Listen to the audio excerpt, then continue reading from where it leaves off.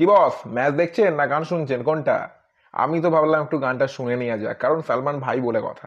সিকান্দারের প্রথম গান শুনতে হবে না তো শুনে নিলাম, 4:03 এসেছে গানটা। তো গানটা জহরা জাবি কালকে একটা টিজার দিয়েছিল। তো এই গানটা ভেবেছিলাম সকালের দিকে আসবে, 11টার দিকে, কিন্তু না। মেঘালটা সব থেকে ভুল করে, কারণ ম্যাচের মধ্যে কে গান দেয় ভাই? মানে ম্যাচ দেখবে না গান শুনবে লোকে? আমরা না ফ্যান শুনবো, কিন্তু বাকি লোকেরা কি শুনবে? সেটা বলুন আগে। তো এদেরকে কিছু বলার নেই, যা তা করছে, সাধারণ বুদ্ধিটুকু এদের নেই। তো এবার কথা বলি যে গানটা কেমন হলো। দেখুন, জহরা জাফির যে কালকে আমি টিজার রিয়াকশনটা করেছিলাম, বিটস গুলো আমার বেশ ভালো লাগছিল। তো আমি বলেছিলাম গানটার লিরিক্স কেমন হয়, কেমন দেখতে লাগে, দুজনের পেয়ারিং কিরকম হয়, সবকিছু বলবো। তবে এই গানটা আমাকে যদি জিজ্ঞাসা করেন, গানটা শুনে আমার মনে হলো গানটা ভালো।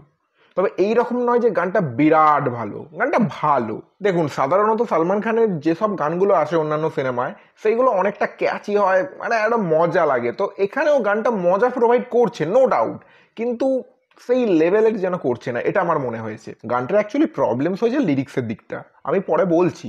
এই গানটার প্রথমেই আপনারা দেখবেন সালমান ভাইয়ের এন্ট্রি, তাকে কিরকম দেখতে লাগছে।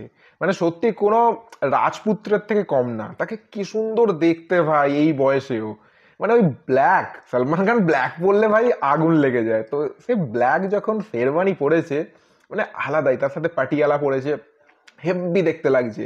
মানে তার ওই চার্ম সোয়াগ কেউ ওর কাছে নেই ভাই, ও ধারের কাছে কেউ নেই। অনেকে চেষ্টা করে, মানে ফোর্সফুলি করার চেষ্টা করে, এর মধ্যে সেটা আছে, ইনবর্ন আছে। তো সেই জন্য ভাই যখনই আসে ক্যামেরাতে না, আলাদাই দেখতে লাগে। এবং তার সাথে রশ্মিকা, বাট অনেকের মনের মধ্যে আছে সালমান খানের থেকে এত ছোট সে, তাকে কি করে তার সাথে ভালো লাগবে? তবে না, দেখতে ভালো লাগছে। তবে একটা কথা আপনাদের বলে দিই, সালমান ভাইকে যত সুন্দর দেখতে লাগছে না, মানে রশ্মিকাকে ততটা খারাপ দেখতে লাগছে এটা বলছি না, বাট রশ্মিকা যখন তার সাথে আসছে মনে হচ্ছে না যে ভাই ফিকা পড়ে যাচ্ছে। মানে সালমান ভাইয়ের কাছে নয়, তার ওই রূপেতে ফিকা পড়ে যাচ্ছে, ফিদা নয়, ফিকা পড়ে যাচ্ছে।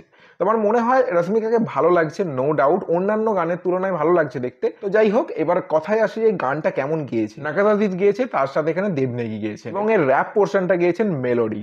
তো গানটা শুনতে খারাপ লাগছে না, আপনাদের বললাম।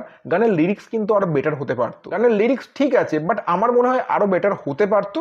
এবং এখানে আমার সব থেকে ভালো লেগেছে মেলোডির র্যাপটা, র্যাপটা কিন্তু বেশ ভালো, সেটা ওয়েল রিটেন, এটা আমি বলতেই পারি। এবং এই গানটা ফারাহ খান কোরিওগ্রাফ করেছে। তো কোরিওগ্রাফি আমি বলবো ঠিকঠাক। আমার মনে হয় সালমান ভাইকে কিছু ইউনিক স্টেপ কিছু দেওয়া উচিত ছিল। একটু রেগুলার জিনিসপত্র আমার মনে হলো, রেগুলার মনে হলো যে এরকম সালমান ভাইকে আমরা অনেক সময় দেখেছি এই রকম ভাবে ডান্স করতে। আমরা সাধারণত কোনো প্রোগ্রামে গেলেও সে এরকমই করে। তোমার সেরকমই মনে হয়েছে। আমার মনে হয় আরো বেটার কিছু স্টেপ দিলে তাকে দিতে পারতো।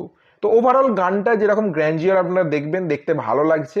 তার যে প্যালেস এইটায় শুটিং হয়েছে, মানে সালমান ভাই যে রাজপুত্র, মানে রাজা, তারই প্যালেস এটা শুট হয়েছে, এবং তার বার্থডে সং এটা হতে পারে যত সম্ভব। তবে ঈদেতে তো এই গানটা বাজবেই। গানটা একবার শুনলে আপনার অতটা ভালো নাও লাগতে পারে, বাট বারবার শুনলে না গানটা ভালো লাগবে। তো আমি বলবো না যে সালমান খানের অন্যান্য গানের, যেরকম সালমান খানের এমনি চার্টবাস্টার সং এর একদম লিস্ট আছে, তো সেই তুলনায় আমার মনে হয় গানটা একটু ফিকে পড়েছে। তবে আমার মনে হয় প্রীতম দা এর থেকে আরো ভালো ভালো গান অনেক উপহার দিয়েছে।